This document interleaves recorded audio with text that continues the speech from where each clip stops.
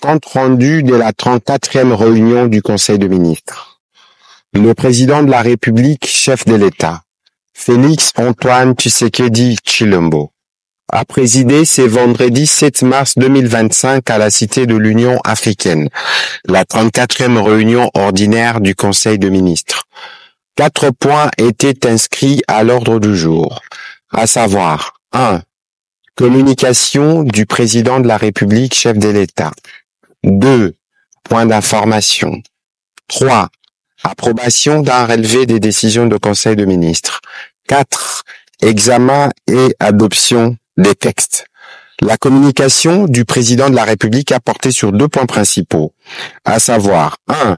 Du programme d'action de l'Inspection générale de finances pour l'année 2025. Dans le cadre de la reprise des missions de contrôle de l'IGF, interrompue depuis le mois de mai 2024, et du lancement du programme de ces actions pour l'année 2025, le président de la République a rappelé qu'il avait instruit son directeur de cabinet à organiser une réunion avec toutes les parties prenantes le lundi 4 mars 2025 au Palais de la Nation.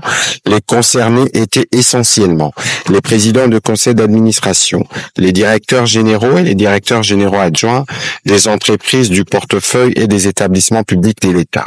Les buts principaux de la rencontre étaient de les sensibiliser sur la nécessité de renforcer la mobilisation des recettes, la bonne gouvernance financière et d'assurer un meilleur suivi des politiques publiques en matière de gestion de finances publiques. À cette occasion, l'inspecteur général des finances, chef de service, a été instruit de privilégier les missions d'encadrement et de surveillance en vue de contribuer efficacement à l'amélioration de la mobilisation des recettes et promouvoir l'implémentation de la bonne gouvernance dans les entreprises du portefeuille, les établissements publics, les provinces ainsi que les entités territoriales décentralisées. Ainsi, suivant son instruction, l'inspection générale des finances devra se focaliser principalement sur les 4 axes suivants. Les acquisitions immobilières, les paiements des avantages dus aux mandataires publics, le respect des règles de passation des marchés publics, l'exécution des marchés publics par les prestataires en ordre avec le fisc, c'est-à-dire ceux qui auront présenté leur quitus fiscal tout en s'assurant du service fait dans les cadres de marchés publics. Par ailleurs, le président de la République a précisé qu'une attention sera aussi accordée au contrôle des effectifs en vue d'améliorer la maîtrise de l'enveloppe salariale à charge du Trésor public.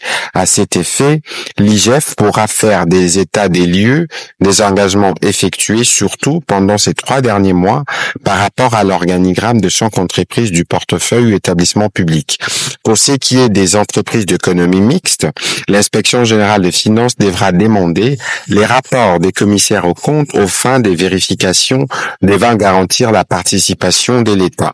De ce qui précède, le président de la République a engagé la première ministre, le vice-premier ministre de l'Intérieur et Affaires coutumières, ainsi que le ministère sectoriel concerné, exerçant la tutelle des entreprises et des établissements publics, d'accompagner l'inspection générale des finances dans le cadre de ses missions et de continuer à sensibiliser les gouverneurs de province, les responsables des ETD, ainsi que les mandataires publics au professionnalisme et à la responsabilité pour l'atteinte des objectifs poursuivis, notamment la bonne gouvernance qui implique la redevabilité et l'amélioration de la mobilisation de recettes. Enfin, il a attiré l'attention de l'IGF sur le fait que cet exercice ne devrait pas être un point bloquant les fonctionnements normaux des entreprises, les établissements publics ainsi que les entités territoriales décentralisées.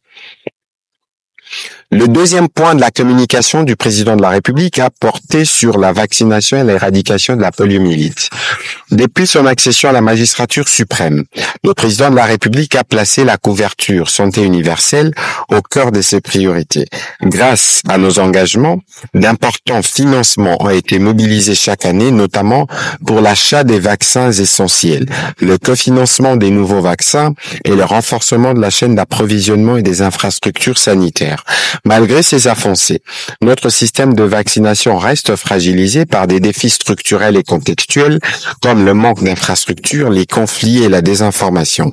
Ce qui fait que le taux de vaccination de notre pays demeure encore faible par rapport à l'objectif de 90% de couverture vaccinale fixé par l'Organisation mondiale de la santé. Le président de la République a insisté sur le fait que la vaccination est un droit fondamental et une responsabilité collective. Chaque enfant mérite un avenir sans poliomyélite, sans rougeole, sans maladie évitable et que notre engagement aujourd'hui devrait déterminer la santé des générations futures.